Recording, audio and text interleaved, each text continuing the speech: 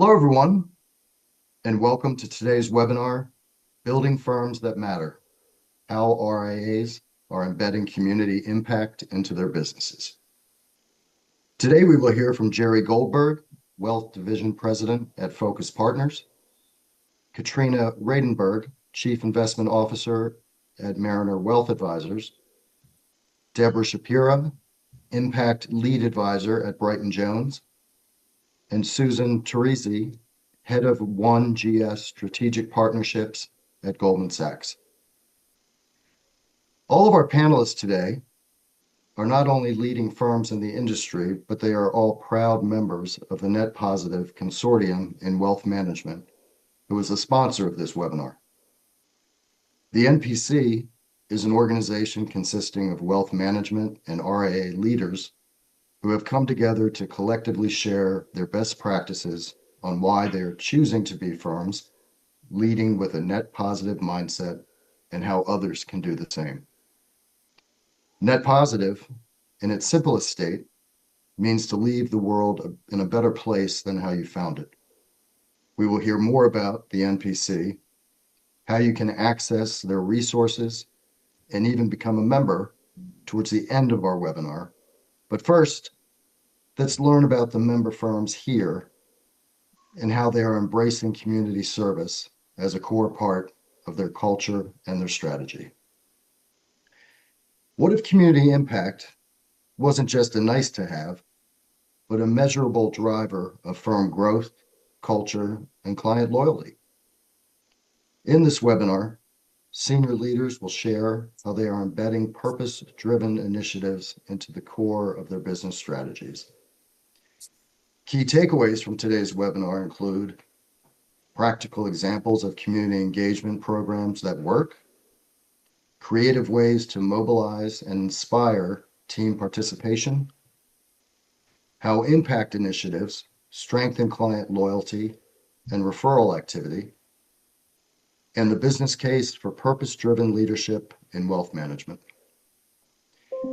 The Investments in Wealth Institute has accepted this webinar for 1 hour of CE credit toward the CIMA, CPWA, CIMC, and RMA certifications. It has also been approved for 1 CFP CE credit. And based on the information you provided during the registration process, Advisor Hub will submit your information for the CE credit. Should you have a question, please click the Q&A icon at the bottom of your screen, and we'll do our best to answer it.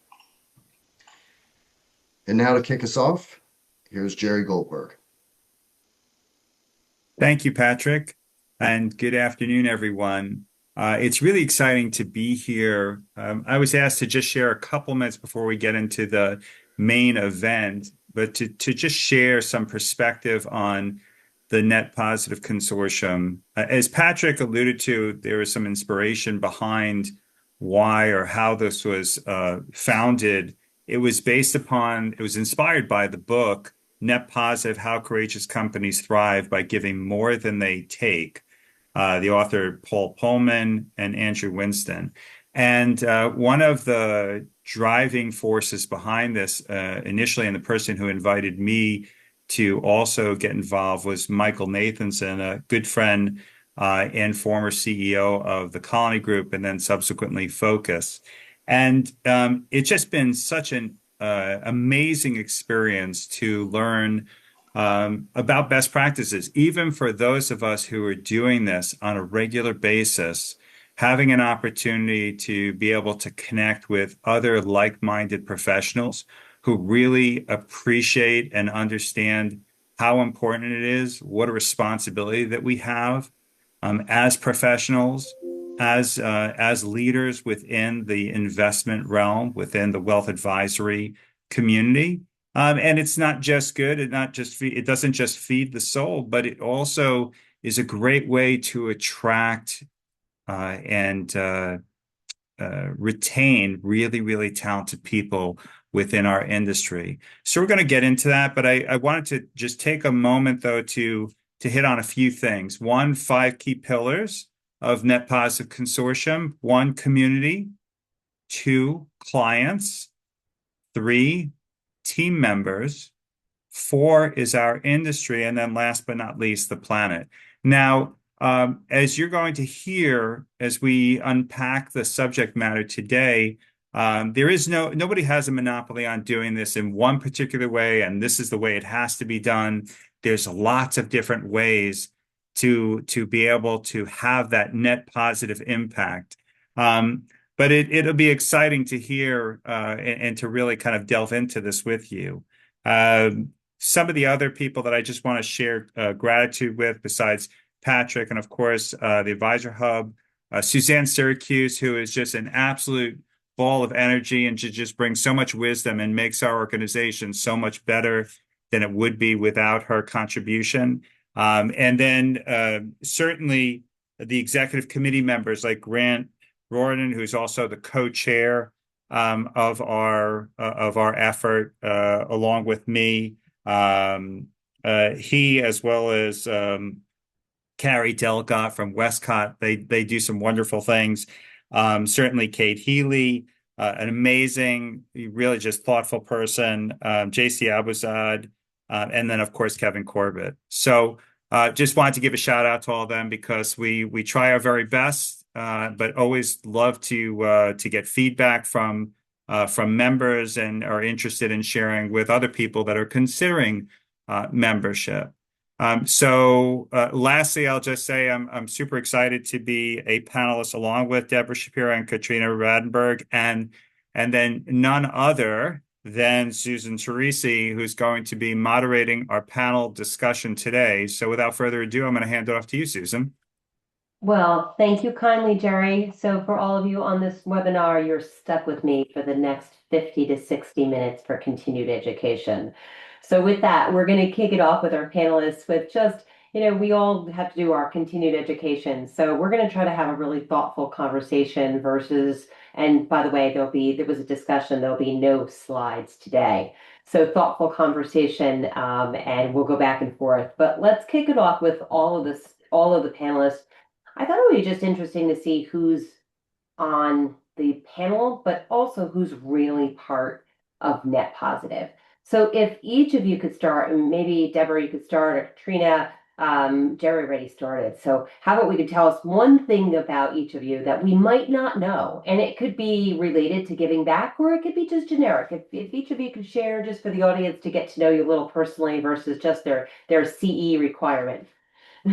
Thank you, Susan, and thank you so much for having us. My name's Deborah. I'm the lead impact advisor at Brighton Jones. I'll tell you more about the work that I do with our firm as we dive in, but I would say related to giving back, I'm the chair of the board of directors of a fantastic nonprofit called Bean Voyage. We are a Central American social enterprise working on thriving livelihoods for women coffee farmers. I've been on the board now for 6 years, going on 6 years, and watched this startup nonprofit grow and scale and become an award-winning social enterprise. So proud to represent them here as well. I'll pass it to you, Katrina. Awesome. Thanks, Deborah. And apologies for my technical issues there at the beginning. So Katrina Radenberg, Chief Investment Officer for Mariner. And I also oversee all of our charitable efforts in our community engagement. And something people might not know about me. You might know it if you read my bio, because I think it is in there, but I also am a yoga teacher. And so one of the other ways that I do give back internally is by leading yoga and meditation, sometimes throughout the organization. And it's another way of just sharing something that I love and I'm passionate about in a way that I think helps other people's overall well-being and integration into their work lives. Hey, so I guess that leaves me. Besides being a division president at Focus, I'm the executive sponsor for community impact at the firm. Outside of that, and spending time enjoying my kids and my grandkids, my wife and I have a few side hustles as it relates to giving back to the community. So one of which is we're involved in an organization called More Perfect, where we're looking to expand public service opportunities in the country. And we've been, along with some other friends, underwriting a strategic plan as part of a BHAG, big, hairy, audacious goal, to expand the number of public service opportunities in the country from 100,000 to closer to 1 million over the next decade. So it's kind of one of those things that's a bit of a moonshot. But one of the other programs that we're currently involved in is expanding a volunteerism activity within the state of Connecticut, and are in the process of setting up a network for service. So as part of that, we're doing focus meetings throughout the state, not focus as in the company, but focus as in getting a group of people together and learning from them and getting insights from their perspective. And so we were together with a group of them in Milford earlier this week. And it was just absolutely amazing because all of these volunteers were involved in a local homeless shelter. Now, frankly, it was amazing until one of them, who had brought a like an 8-month-old baby, which looked like she was advertising for the Linda Blair exorcist role, where she started projectiling everywhere. But we'll save that for another day. I love it. Well, I think it's important to know, NPC is just one of many things that I think all of our participants, we're usually pretty quiet about it. And I think it's just important to kick it off. And I'll even add one for myself. So there's a lot of charities that we do and we participate and sponsor. One near and dear that most people wouldn't know or expect is I'm actually in the state of New Jersey for Pause for Hospice. So I have a 7-year-old Weimaraner that is impactfully trained to spend a lot of time with people on a consistent basis, really at that end of life. And I must say, as much as sometimes it's very hard on the heart, it is extremely rewarding. And what a great program. Other than that, I have to just make sure that no one is giving her treats in the nursing facilities. So that's my biggest my biggest challenge, because she's open to whatever treats you might give her. But with that, thank you all for sharing. Let's get started on our conversation. If we could just start off a little bit about kind of level setting to start and frame, is providing a description of each of your firms, very, very brief, kind of history, size, scope, locations, and in context, how the community impact is being pursued with NPC, and what is the impact there, and then if you can then we can move into a more broader scope, but just very brief at a high level, and I'll kick it off to whoever would like to start. I'll jump in. So Brighton Jones was founded in Seattle, Washington in the year 2000. So we're just entering our 26th year. We've grown over those years to 300 plus teammates across 22 offices nationwide. We have about 5,500 clients, 30 billion under advisement, and about a 98% client retention rate. We have seen 100% organic growth, so no mergers or acquisitions, averaging about 20% a year. And client referrals represent 50% of our net new revenue every year. In terms of how community impact is defined or baked in to the program at Brighton Jones, so we describe our mission and ourselves as a team that helps our clients, colleagues, and the global community live richer lives. So it's very much kind of embedded into the DNA of our firm. Every year we reach our commitment, which is to donate 1% of our revenue and 2% of our time to community-based organizations. In 2025, that was just over $900,000 and 14,000 hours of volunteer time by our team across the country. So our programs internally include national grant making, regional grant making overseen by our teams across the country. We have programs that I'll get into more details on later on, like the annual giving game, where our clients present and earn votes to earn grants. We have a freestanding nonprofit, the Richer Life Foundation, through which we support international organizations working in justice and equity, climate change, wildlife preservation, etc. And then in terms of client impact, the way that shows up is I help to lead a team focused on the impact sector. So advising on strategic grant making, impact investing, how to be on a board of directors, where and how to volunteer.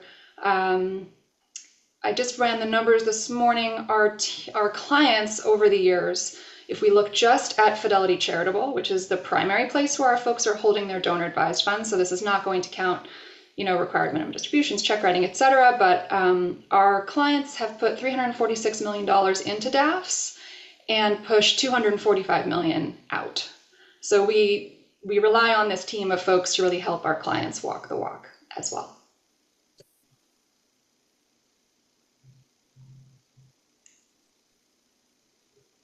Thank you. And how about we move it over to Katrina? What do you think, Katrina? Sure. So at Mariner, we are a national financial services firm with a primary focus on helping individual clients from a wealth management standpoint. We're going to celebrate our 20-year anniversary in May. So we're founded in 2006. Initially, we're headquartered out of Kansas City, Missouri, or Overland Park, Kansas, a suburb of Kansas City. But we are lucky to have clients and offices across all 50 states now. We have over 2,000 associates and are right around 630 billion in AUA. So we've had tremendous growth. I would say that for us, positively impacting the lives of many is a tagline that we talk about a lot, regardless of sort of our for-profit, our business or what we're doing in our communities. And I think similarly to what Deborah described, it's really just woven throughout our entire culture in terms of how we serve clients, how we serve the community, how we're trying to work with our colleagues on NPC and really just further the betterment of how we can all make more positive impacts and change through our clients and the work that we're doing in community.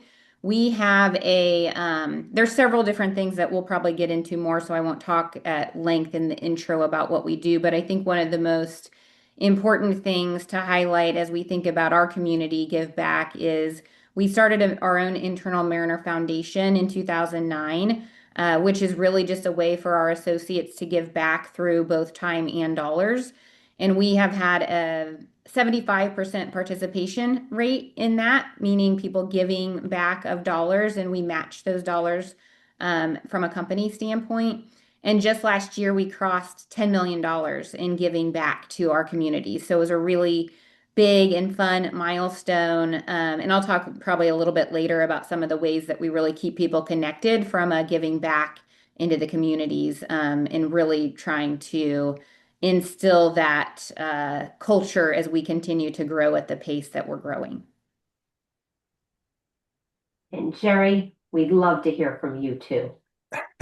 Sure. So Focus is really a story of a collection of firms, many of which have now come together as one. So the history goes back to Focus was first created back in the late 80s, and it had evolved over time into a group of approximately 90 fiduciarily centric firms, not just within the country, but beyond, with a presence in Australia, Canada, among other places.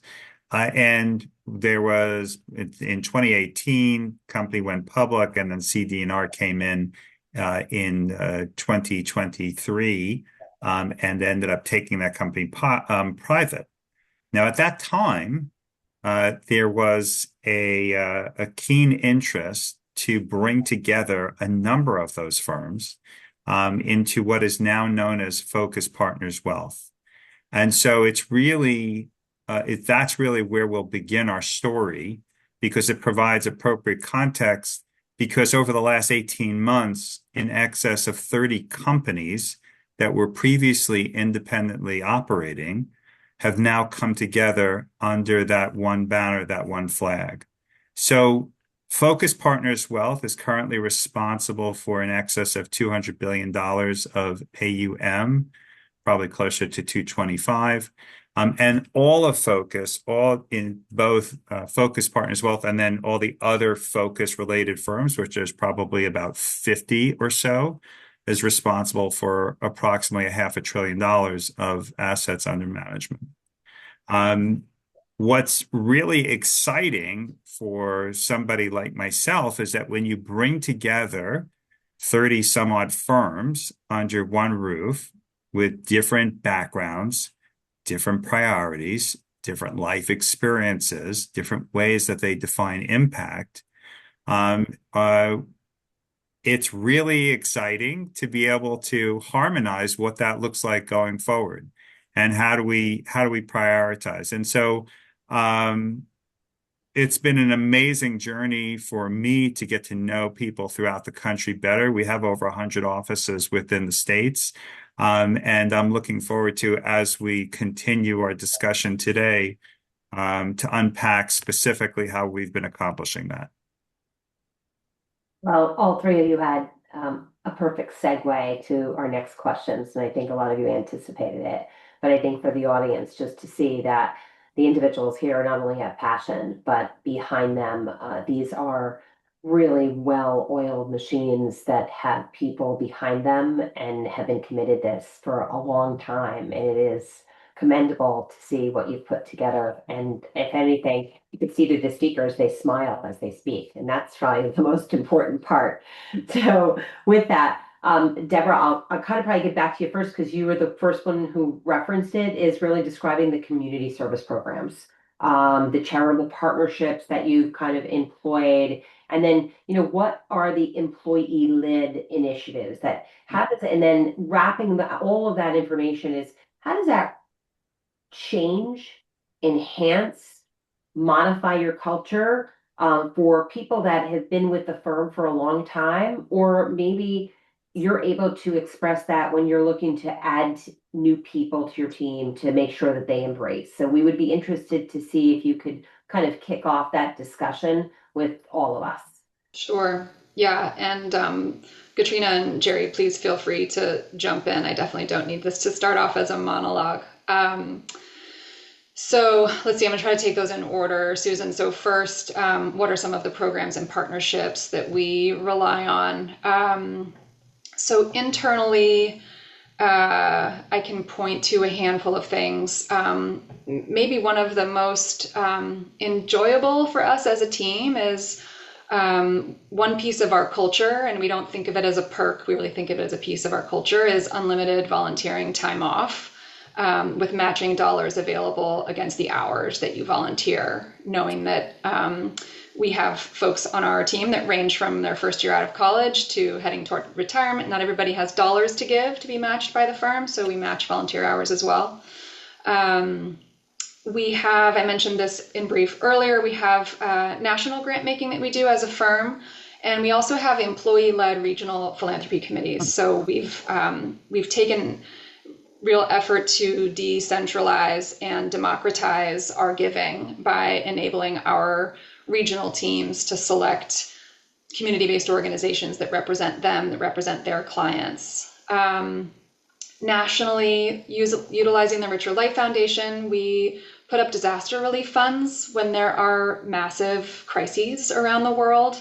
We've raised $500,000 over just the last few years for things like the beginning of the war in Ukraine, the fires in Maui in 2023, Hurricane Helene in 2024 is when there are sort of big unanticipated crises around the country and around the world.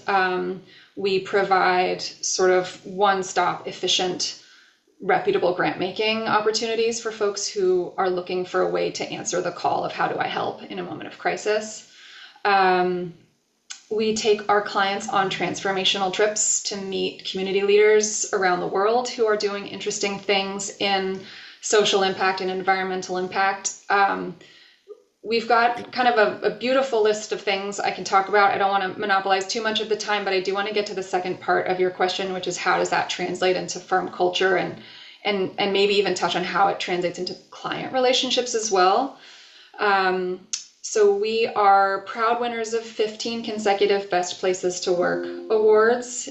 We get workplace culture awards, such as the Inc.com Best Workplaces award last year. And like I'm sure my peers on the panel, we survey our teammates regularly, and we have 90% favorability from our team, which I believe compares to an industry average of about 77%. So we're really proud of that number.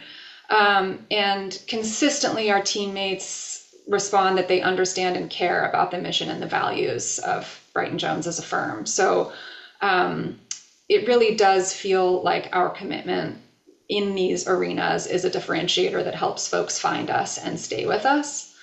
On the client side of things, we're incredibly proud of our 98% retention rate for our clients. And then I don't know if it's more proud or just like equally excited about the fact that we get 500 plus referrals a year from our clients, and have a pretty good close rate on those referrals. And those referrals represent about 50% of our net new revenue every year. So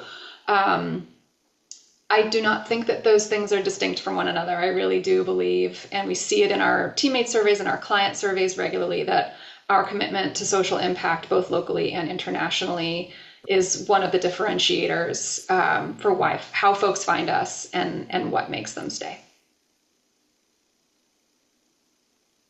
Thank you. Thoughts from Jerry or Katrina? I'll jump in.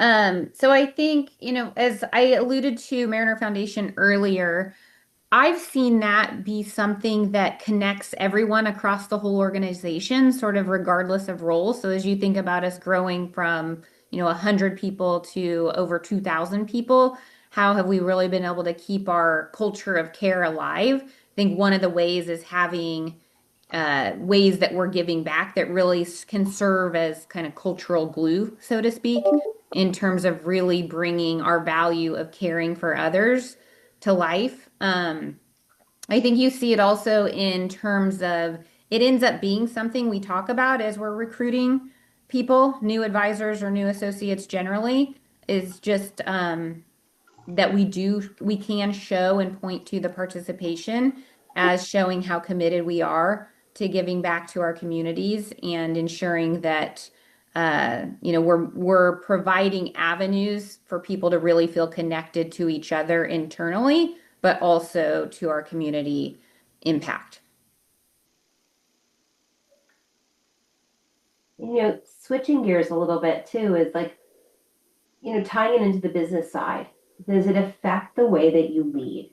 Does it affect the way that you're managing teams? Is there any impact on that? Has it changed, Jerry, you've had your own firm for a really long time, part of Focus, being part of that with these types of programs. How does it impact the way you manage teams, staffing, and lead organizations, very successful organizations?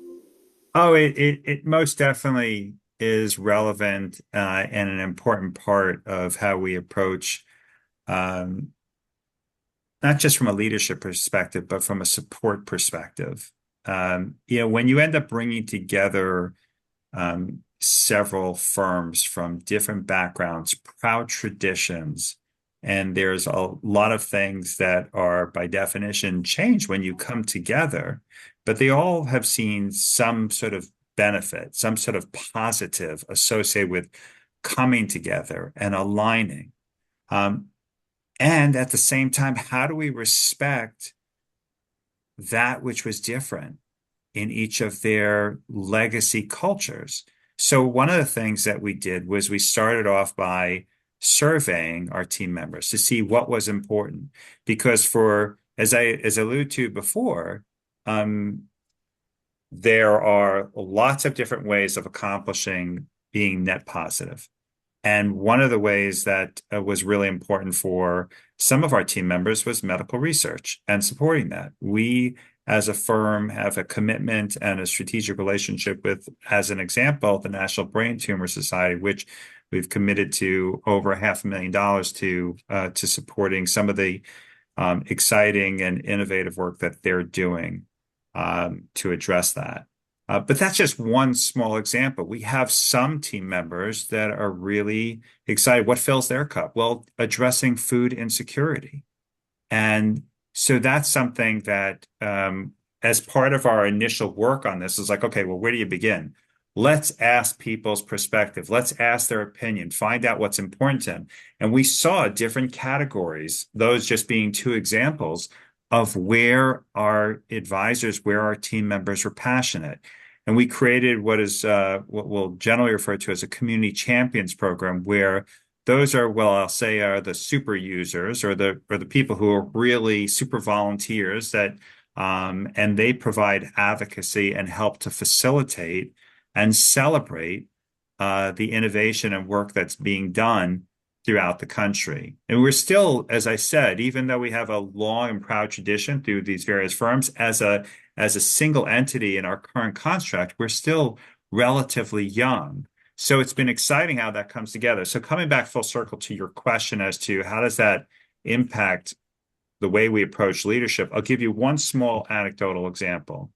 I had to be in Scottsdale to visit with two of our offices, wanted to spend some time with them, also wanted to get them to spend some time because they had come from two legacy firms, didn't have really an opportunity to know each other very well previously.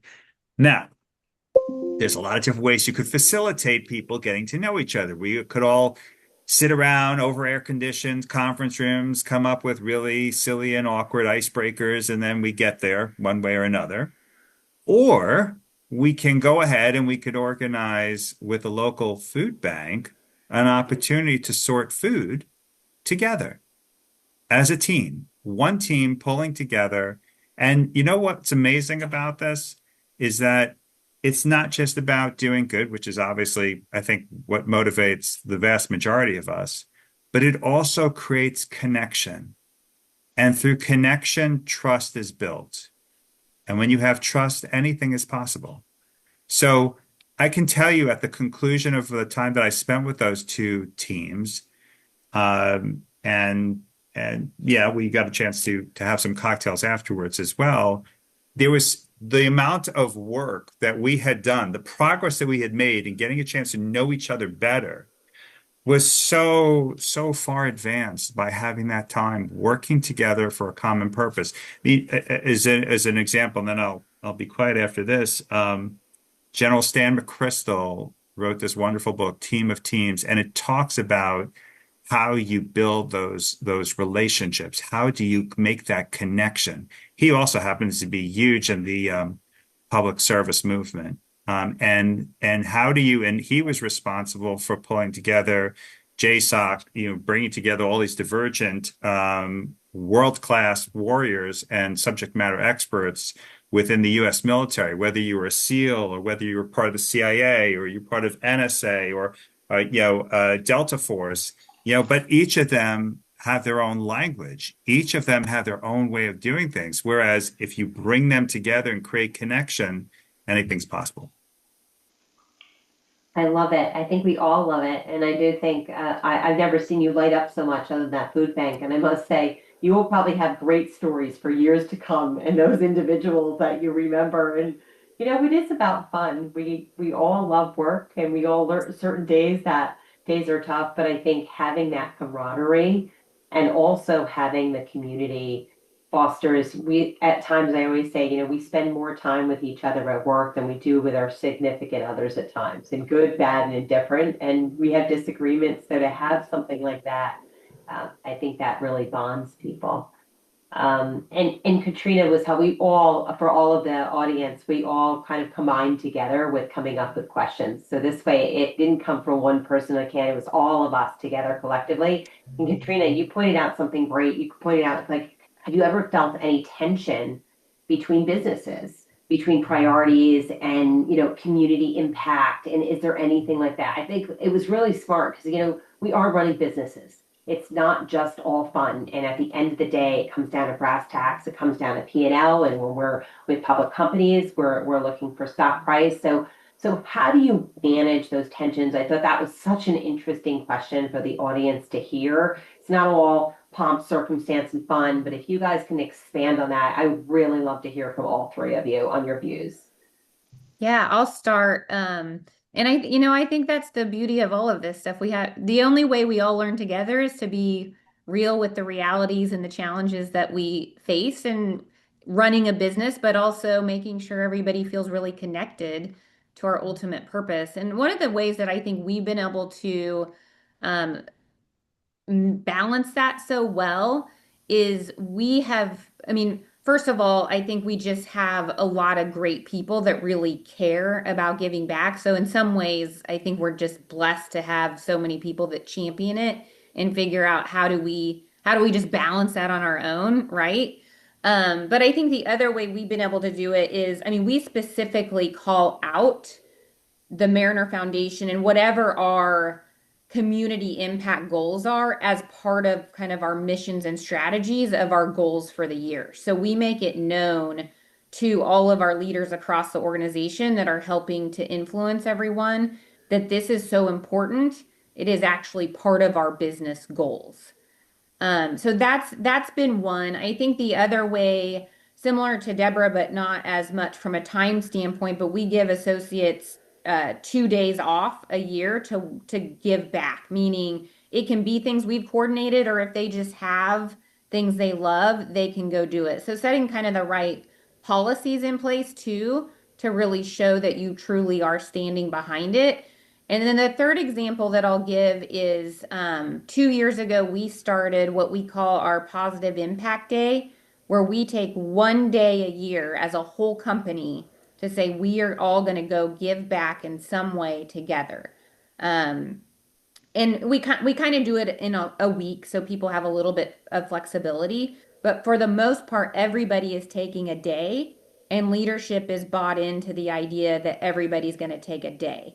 So it's like, how do you create frameworks such that those in leadership positions are championing that, but also associates really feel that it is important and not, oh, well, I've got to stay at my desk and do the work. So that Positive Impact Day has had a huge difference, which was a result of, associates coming up with new ideas of how to really continue to evolve our volunteerism and how do we get people more connected. So I think thinking about ways that it ties to the overall business outcomes you're trying to get to can help everybody be bought into, yes, I should take a stand for this too. I'm so aligned with everything I'm hearing, Katrina. Yeah, we've looked at Mariner as a kind of gold standard in this work over the years as well. And I would say, institutionalizing these things has been a huge help here as well. We also, similarly to what you shared, Katrina, in 2025, we had 6 company level OKRs, and OKR number 1 was related to social impact. So it was very much like the entire alignment team, all of the leaders across the organization are bought in that we are not meeting our goals for this year if we don't meet our social impact goals. So I sort of heard you say this reading in between the lines, leading by example is a huge part of it. So yes, we have all of this volunteer time off available. And you see our alignment team members out there in the world, sitting on boards, volunteering during the workday, reporting those hours and celebrating those hours. So also really important there. And then the other piece, it's a great question that you both asked around where are the tensions. And I will tell people as often as I am asked how wild I find it that I work on a team at Brighton Jones that is tasked with moving assets out from under advisement. So my primary job is to work with our clients to move funds out of their estate and out into the community. And if you want proof in the pudding, I was actually announced this morning. I've known about it for a couple of months, but I am the first owner at Brighton Jones who is actively moving assets out from under advisement. So not only was I hired to do this work and build a team around it, our ownership group believes in it so much that they've kind of signaled to me like, hey, you're here for the long term. We want you to represent as an owner. So for sure, there will always be tensions as we navigate this, but through institutionalizing it and leading by example, we've really woven it into the everyday life of a Brighton Jones staffer. Well, congratulations, Deborah. That sounds Thanks, super Jerry. exciting. Yeah. And you're doing great work there. From our perspective, one of the things that we realize is that if we are going to end up having a world-class firm, then we need to attract, develop, and retain the very best people in our industry. And we know from the research out there, FinServ Foundation student survey that came out in 2025 as one example, demonstrated that the people that we want to hire, the people that we want to recruit to join our respective firms, are drawn to firms which have values. Yes, people want to make money. They want to have competitive, compensation packages and benefit packages and want to work in nice offices, or maybe they want to work remotely, whatever the case may be. But what also matters and is very often at the top of that list is working with a firm, at a firm, with other people that are like-minded, that believe in values, that there's something that's even more important, or at least of equal importance to all those other things that are stacked on our list of things that we would like to accomplish. So yeah, I would double click and say +1 to all the things that were mentioned, because those are things that as we continue to grow and evolve, we are incorporating them into our mosaic of how we support our team members. Well, congratulations, Deborah. I mean, we couldn't have better timing to host this call on today. So I think it's worked well. And I think even for the audience too, because I think they're hearing from you, the passion and the business aspects, and they're hearing, how you got started, but also too, like, I think sometimes it can be overwhelming. A firm has got so many mandates, they've got so much going on their business, they've got market environment, they've got geopolitics, they've got a lot. How do they, if they've started, how do they start to empower their people to do that messaging? Like for all of you, like probably years back, roll back the clock. How did you start getting maybe the principals that started this initiative to start to delegate and empower people that maybe participated every year to start to become stewards, right? And to start to pass that message, and how to become that next generation of leaders? Because as we're all trying, right? We're all trying to, how do we make better stewards? How do we get that next generation to be better than us? How have you got started?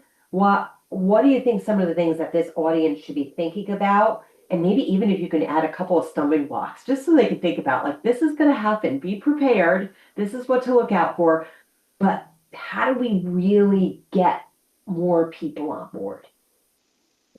Well, I'll jump in on that. Number one, you have to lead by example. You need to have buy-in at the senior most levels of an organization that this is important, this matters. Because, unfortunately, the urgent very often crowds out the important. But if it is seen, if it is understood that this is a priority one objective, or an OKR that is incorporated into what is happening at a firm, then people sit up and take notice. Doing other things and working closely with your HR team to make sure that you have things to make it easier, like having unlimited PTO. We have found that to be really helpful, and then make it easy. If you go ahead and you say to people, yeah, we want you to be a volunteer and go ahead, do that stuff. But then you make it like mission impossible to be able to accomplish it or get it approved and get it supported and speak to the right people and then send the memo to this person and create this kind of, just level of complexity. That's not going to result in the outcome that you want. But if you are leading by example, make it easy. I mean, as an example, I'm flying out on Monday morning. I'm not happy about catching a 5:45 flight, but I am making a pit stop in Maryland on my way to business meetings I have in St. Louis for the rest of the week. And what are we doing? We are involved in the weekend Baltimore backpack program. We're with a group of our local offices, and we're going to be filling up backpacks for kids who just don't have what they need to be the basic essentials. So it's exciting, and that's when people come alive. I've sat in the room where you're going around, you're meeting the advisors, you're talking with them, and you say, "Oh, how are you doing? What's your unique value proposition? Like, what do you expect to do?" And how are you appeal? Like all the things that we know are important conversations to be had. But then when we flip the script and we say, "So what are you doing? How are you showing up in your community?" All of a sudden, like the light, the level of energy, positivity that comes out of them, they come alive. I'm not saying that they're not passionate about those other things. Of course they are, but this really kind of brings it to another level.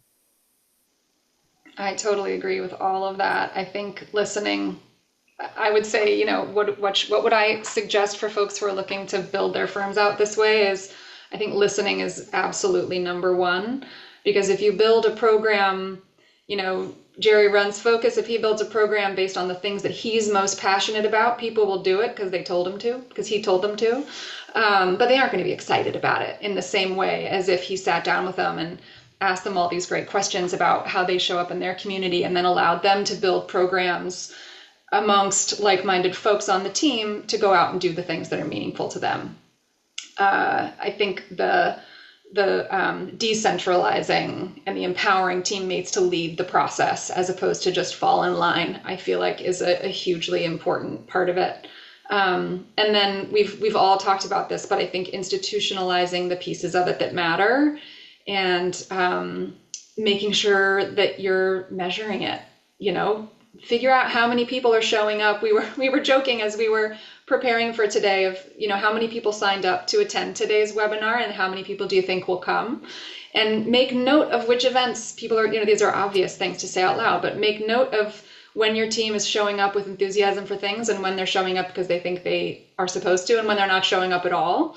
And let your team define the things that you do in this space, because for the exact reasons that Jerry pointed out earlier around going and sorting food at the food bank, the opportunity for connection, if you take those 3 hours out of the workday, you're going to be late on a couple of emails. You're going to miss a phone call or two, but the positive steps that you make toward building connection on your team that makes it a great place to work are going to make up for all of that in the long run.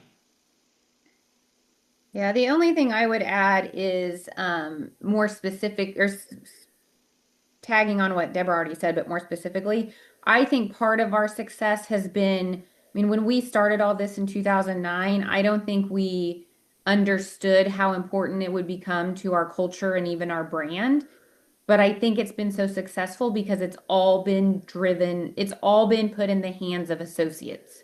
Even though I lead it, I'm just being a champion for what the associates are trying to move forward, because all of our grants are asked like we provide the company match, but our associates are the ones that make the request for the grant and are really directing all those dollars, which I think gets us to the 75% participation. And so making it about the associate, but then also evolving the process as you grow. So we used to just have a 7-person associate-led board that kind of shaped the overall strategy around the foundation and approved the grant-making process. But now we have a whole giving council that's every location has a member that's on the giving council, that they're the ones that are out being champions for getting their local offices engaged in Positive Impact Day, deciding where are they going to volunteer. So I think we've only been successful because we've completely allowed all of our people to really run with it. And I think that's why without that and without continuing to evolve it, I think that's where these types of things start to break down. Because to Deborah's point, when you're told to do something, nobody wants to be told they have to do it. They want to be inspired to want to do it. Well, also being cognizant of time. I'm the time ogre today as well. I think just on a personal side too, one of the things of NPC is you help each other. And maybe just some of the last things that maybe we can share is how, if you are a firm that is, people in the audience here are listening to this, whether they've started a program where they'd like to start a program, where they're new. As you know, someone doesn't want to raise their hand and say, I really just don't know, right? They don't want to say, we haven't done this. I mean, could you just share a little bit about how you're consultative to, prospective members, ongoing members, how fluid that is, how you get together at the different conferences and functions, and how you help each other? Could you talk just a little bit of the camaraderie inside the consortium? I think it would be nice for those who are considering or wondering, like, how does it help them, right? But why are you happy you're here? Why are you here? Why are you taking time? Would be great to hear from you.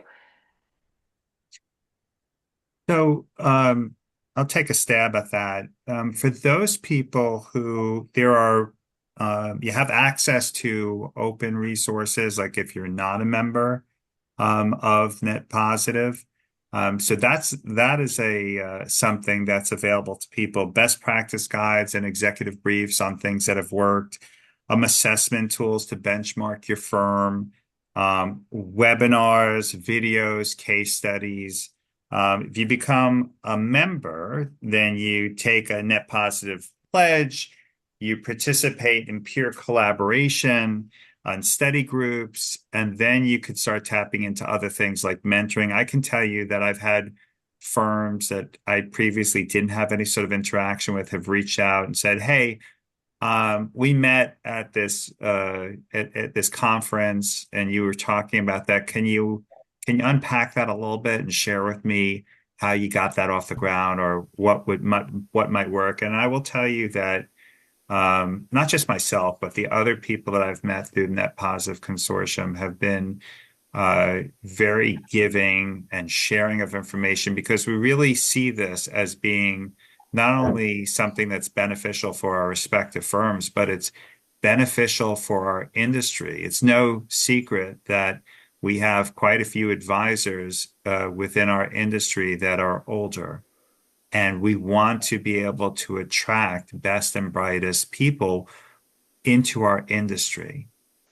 The firms that are successful at doing that will not only survive, but they will thrive.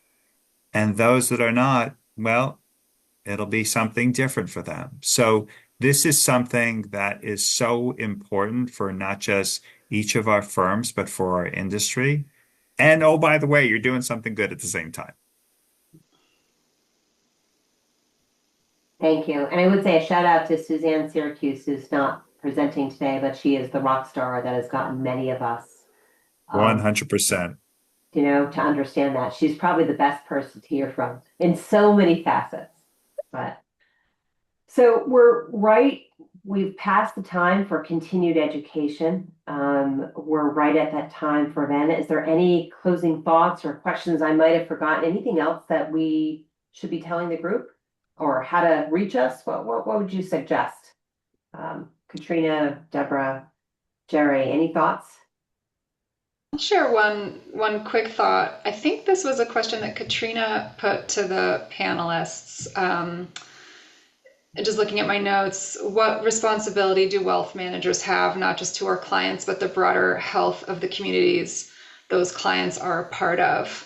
And that one really struck me, because I really do believe that wealth generation for the sake of wealth generation is not where our sector is going. I think with the great wealth transfer, that engagement and community impact is going to be a demand that younger clients and female clients have as they inherit wealth in the coming years. We talk about ourselves as a wealth alignment firm as opposed to a wealth management firm, helping folks align their time and their resources with the things that they value and the things that they're passionate about. It should not be forgotten that there is currently $326 billion sitting in donor advised funds around the world. So let's work on social impact for ourselves, but let's also get out there and move the money that is intended for social good into the hands of hardworking nonprofits. And I think folks at Focus and Mariner and Brighton Jones and the rest of the consortium are doing our part to lead the way and to create a blueprint that folks can follow. But let's crowd in more. Let's all focus here. I think the widespread societal issues that we're facing around the country and around the world right now are not going to get better if the folks who are holding the wealth don't get engaged. The only thing I would add is I think you alluded to it a little bit, Susan, but part of the goal of NPC generally is like, how do we all come together? Like, it's not about us having those clients, or, everybody's going to serve clients in a different way. And I think all of us that are in this industry have an obligation to really help people understand we are historically, yes, it might have been more kind of about the wealth creation versus uh, the alignment conversation and how do we do more to give back. But I think everybody that's part of the consortium is really trying to help shape the perception of what it means to give financial advice. And I think joining part of that or being part of it allows all of us to be stronger together versus what we can do, as single businesses, even if we are growing and attracting a lot of advisors on our own.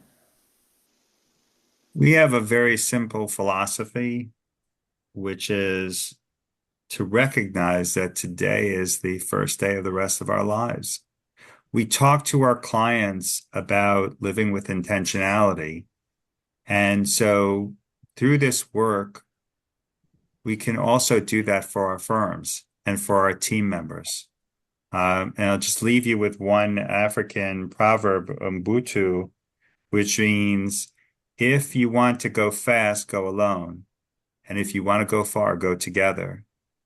How we've been able to benefit and how Focus and the other firms have been able to really grow in this area, it's as a direct result of being able to work and collaborate with each other and learn from each other and just to get a little bit better along the way. So if you're interested, as you could see, Patrick put into the webinar chat the website to go to. So please reach out to us and we'd love to have a conversation. Well, Yeah, I did not say this, but I am always more than happy to talk to anybody about kind of what we've done from an impact perspective and how that can help others on their own paths. as you can see, we saved that last question because they all are very giving people in their hearts and not just at work. So look, I'm honored to moderate the session. Thank you for having all of us. We really appreciate it. To all three of you, happy spring. Thanks to Patrick and to hosting and Suzanne for putting this all together. And we're here if you have questions. And I guess this concludes our day. Have a happy weekend and first day of spring. Thanks, everyone. Take care. Thank you. Thanks, Bye-bye. Susan. Bye-bye. Bye.